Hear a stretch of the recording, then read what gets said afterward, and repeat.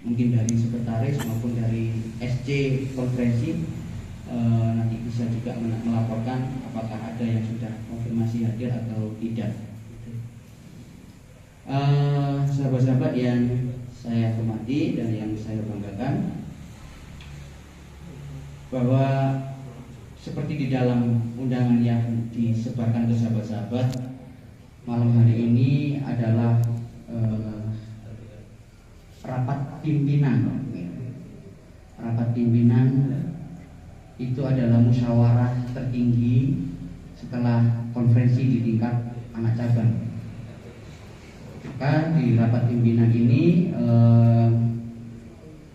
tentu membutuhkan pemikiran-pemikiran dari sahabat-sahabat untuk menghasilkan keputusan-keputusan yang produktif, keputusan organisasional, keputusan-keputusan yang lebih maslahah kepada gerakan pemuda Ansor Kecamatan Tari. Harapannya seperti itu, sahabat-sahabat.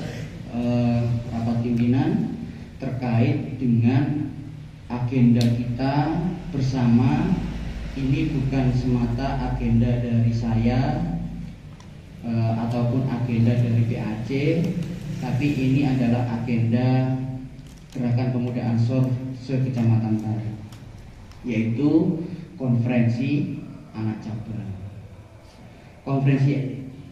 Konferensi anak cabang menurut panitia itu ditentukan di tanggal 11. Sebelum menuju 11 itu, maka dilakukanlah rapat pimpinan pada malam hari ini.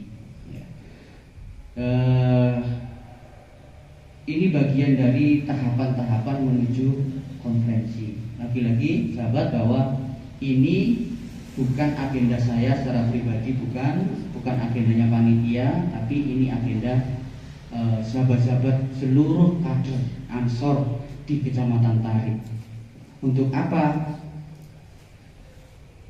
Untuk melanjutkan visi keorganisasian, visi Aswaja An-Nahdiyah yang perlu untuk ditegakkan, yang perlu untuk disebarluaskan di lingkungan Kecamatan Tari. Melalui apa? Melalui kita sebagai gerakan pemuda Ansor. Sekali lagi, jadi saya tekankan bahwa konferensi ini bukan agenda 1-2 orang, tapi ini agenda bersama untuk melanjutkan visi organisasi Aswaja An-Nahdiyah yang selama ini kita yakini dan kita amalkan kebenarannya dan kita amalkan ajaran-ajarannya. Maka sahabat-sahabat, di konferensi hal yang paling penting adalah bagaimana merumuskan visi ke depan organisasi Ansor ini yang katanya hampir anggotanya itu mencapai berapa? Pemudanya 5 juta lebih ya. Ini organisasi besar, organisasi kepemudaan. Maka di dalam konferensi ini kita yang paling penting ditekankan adalah merumuskan visi keorganisasian, merumuskan visi jamiyah, merumuskan visi kepemudaan untuk menegakkan panji-panji Ahlussunnah wal Jamaah. Itu yang ditekankan di dalam konferensi. Maka sahabat-sahabat, ini perlu diketahui bersama-sama, kehadiran maupun representasi sahabat-sahabat malam hari ini nanti yang inilah nanti wajah Ansor ke depan. Representasi malam hari ini maupun representasi konferensi besok itu adalah wajah Ansor, wajah visi Ansor ke depan. Kalau wajah kita hari ini menampakkan nafsu duniawi yang menggebu-gebu, ya selamanya Ansor hanya akan menjadi wadah medium untuk melakukan syahwat nafsu secara menggebu-gebu. Kalau wajah kita hari ini menampakkan kader-kader Ansor yang memang tulus untuk berorganisasi, tulus untuk menyebarkan ajaran Ahlussunnah wal Jamaah sebagaimana yang telah diwariskan kepada kita oleh para muassis. Saya yakin NU, Ansor, anak muda di Kecamatan Tarik ini menjadi wajah yang penuh keharmonisan, wajah yang penuh keoptimisan, wajah yang penuh keguyuban, wajah yang penuh penghormatan terhadap sahabat-sahabat yang lainnya. Sahabat-sahabat, bahwa dulu di tahun 2017 PAC Ansor Tarik itu belum memiliki pimpinan ranting.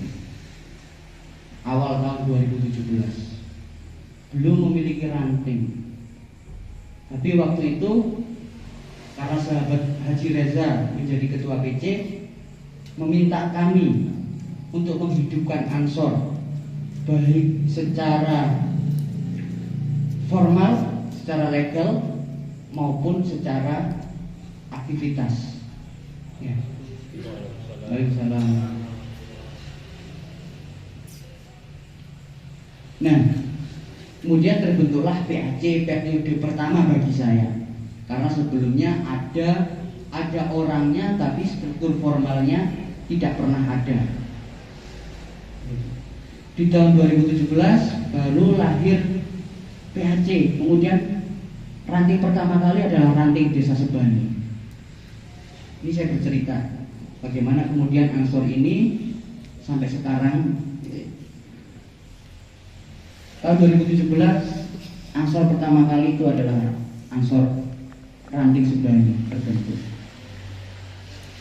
Berjalan hingga periode 2017, waktu itu Pak Mamat, alhamdulillah di periode Pak Mamat 2017 sampai 2020, waktu itu memang secara formal kepengurusan molor, juga karena ada pandemi waktu itu, pun juga karena keterbatasan kami tidak punya acuan, kami tidak punya contoh, kami tidak punya teladan siapa yang membimbing kita untuk mengembangkan dan menghidupkan Ansor di Kecamatan Tarik. Alhamdulillah di tahun 2020 itu terbentuk 9 ranting secara definitif. Kemudian terus kita bermimpi bahwa harapannya Ansor di Kecamatan Tarik ini dari 20 desa ini semuanya teransorkan. Makanya waktu itu kita rebut pasar gitu ya, kita pasarkan gerakan Ansor. Nah, pasar kita ya di desa-desa, di ranting. Dengan cara apa ya? Kegiatan-kegiatan sholawat, kegiatan-kegiatan sholawat Nabi dan lain sebagainya. Alhamdulillah sampai pada hari ini bagian dari upaya untuk mewujudkan mimpi biar Ansor ini tidak kepaten obor. Alhamdulillah sampai sekarang sudah terbentuk 16 ranting. Nah, adanya 16 ranting ini jangan sampai ini kemudian hilang. Ya, jangan sampai kemudian ini mati atau tidak aktif lagi. Ini adalah upaya kita bagaimana murid-muridi Ansor, murid-muridi NU. Karena apa sahabat? Muara dari kaderisasi di Ansor itu adalah mempersiapkan potensi-potensi muda ini nanti di kepemimpinan Nahdlatul Ulama. Kalau prosesnya, kalau penggodokannya itu benar dan matang, saya yakin NU di Kecamatan Tarik tidak akan pernah kehabisan kader. Kalau prosesnya, kalau penggodokannya itu tidak benar, saya yakin NU itu di Kecamatan Tarik lah yang mutu wala yahya, gak merbutu entekno biaya. Nah, tinggal hari ini kita memilih seperti apa sahabat, memilih apakah kita ini memiliki visi organisasi atau visi nafsu duniawi, syahwat duniawi yang kita kedepankan. Jangan hanya karena memiliki sumber daya yang lebih kemudian mengotak-kotakkan, mengelompok-kelompokkan. Jangan hanya karena memiliki akses informasi yang lebih kemudian mengkelompok-kelompokkan dan mengotak-otakkan. Ini sudah ada 16, gitu ya, sudah ada 16 ranting. Ayo semuanya 16 ranting ini memiliki hak, memiliki kewajiban untuk menghidupi Ansor. Kami pimpinan anak cabang juga berkewajiban untuk mendampingi sahabat-sahabat. Karena apa? Karena kita dulu yang membentuk sahabat-sahabat. Karena kita dulu yang mengaktifkan sahabat-sahabat di ranting-ranting. Kalau kemudian kita melepaskan sahabat-sahabat, itu artinya kami apa? Berdosa kepada sahabat-sahabat. Wis mecak-mecak kemudian ditinggal. Nah, ini konferensi ini jangan sampai sahabat-sahabat pimpinan ranting ini tidak mengikuti konferensi. Hanya beberapa ranting yang mengikuti konferensi. Itu yang saya harapkan sahabat-sahabat.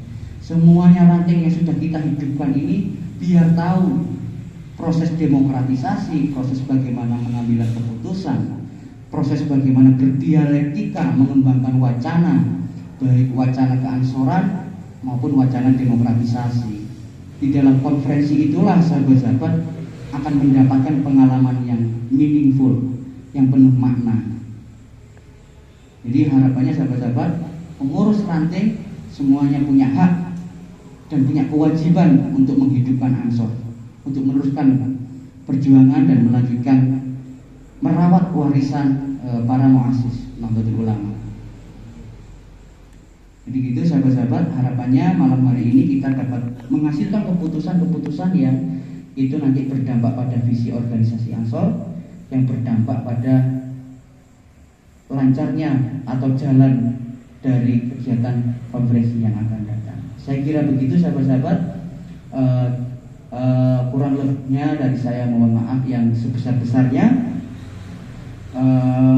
Sebelum saya tutup, saya ada sesuatu, mangan cak torik, mangan keripik, sedikit menarik tapi ya, saya lupa jadinya.